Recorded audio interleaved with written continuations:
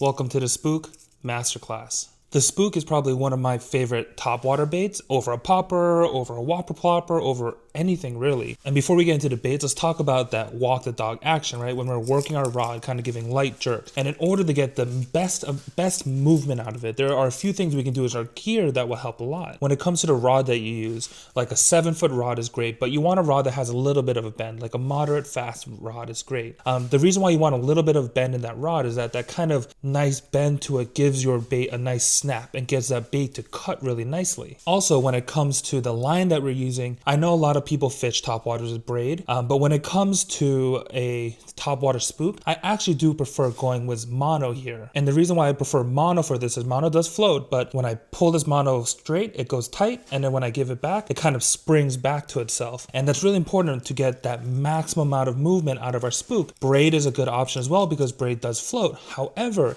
braid also likes to hold onto the surface of the water. So when you work that bait, it's not going to give back as much slack as you need it to. While it will cut and glide, it won't glide as much.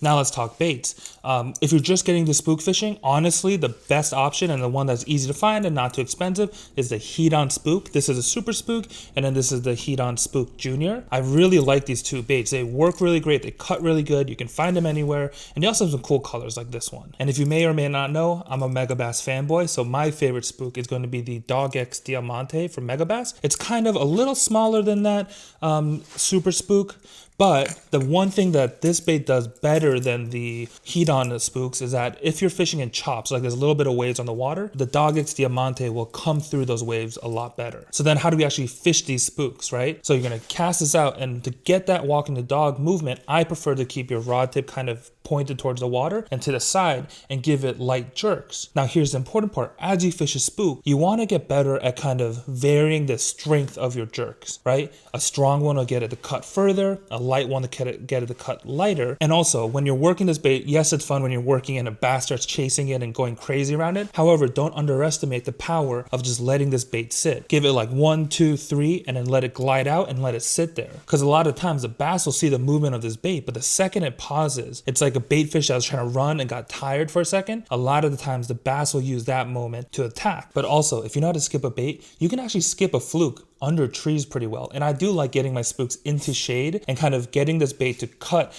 in and out of that shadow.